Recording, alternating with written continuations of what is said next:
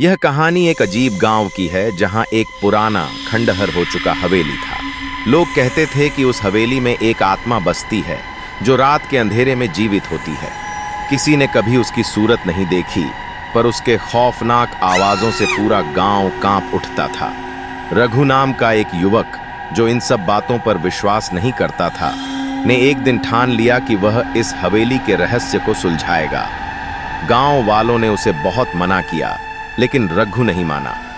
एक रात जब आसमान में चांद भी नहीं था और हवाएं खामोश थीं, रघु ने अपने दोस्तों के साथ हवेली में जाने का फैसला किया। उसकी दिलेरी ने उसे उस भयावह रात को हवेली के दरवाजे तक पहुंचा दिया।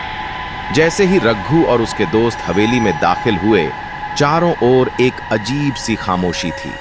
हर कदम पर जमीन चीख रही थी और दीवारों से ठंडी हवा बह रही थी। अचानक हवेली के अंदर एक दरवाजा खुद ब खुद बंद हो गया। दोस्तों के चेहरे पर खौफ था, पर रघु ने उन्हें हिम्मत दी और आगे बढ़ता रहा।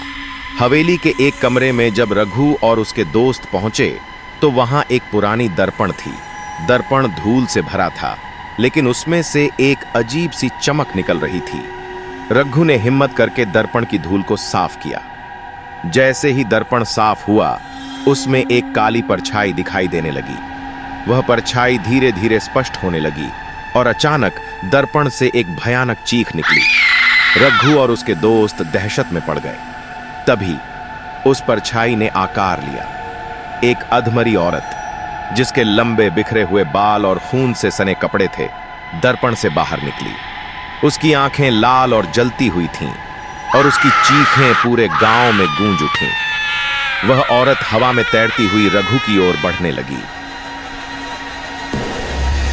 रघु के दोस्त तो पहले ही वहां से भाग चुके थे, लेकिन रघु वहीं खड़ा था। उसकी टांगें कांप रही थीं और उसका दिल तेजी से धड़क रहा था। उस औरत ने रघु के सामने आकर कहा, तुमने मेरी नींद को जगाया है, अब तुम इस हवेली से कभी बाहर नहीं जा पाओगे। रघु ने डरते हुए कहा, कौन हो तुम? वह आत्मा हंसने लगी। उसकी हंसी इतनी खौफनाक थी कि रघु के रोंगटे खड़े हो गए। मैं इस हवेली की असली मालिकिन हूं, आत्मा ने कहा। मुझे धोखे से मारा गया था और तब से मेरी आत्मा यहां कैद है। जो भी इस हवेली में आता है, उसे मैं अपनी कैद में ले लेती हूं। रघु के सामने अंधेरा छा गया। अचानक उसके पैरों के नीचे से जमीन खिसक गई और वह एक गहरे कुएं में गिरने लगा। वह चीख रहा था, पर उसकी आवाज कुएं की गहराई में गुम हो गई। उस रात के बाद रघु कभी वापस नहीं आया।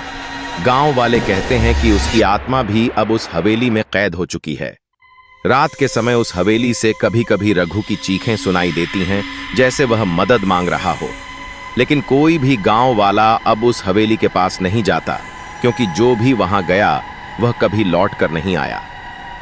ये कहानी सुनने के बाद अगर कभी आप किसी पुरानी हवेली के पास से गुजरें और वहां से कोई आवाज आए, तो संभल कर रहिएगा, क्योंकि हो सकता है वो आवाज रघु की हो, जो आपको अपनी कैद में बुला रहा हो।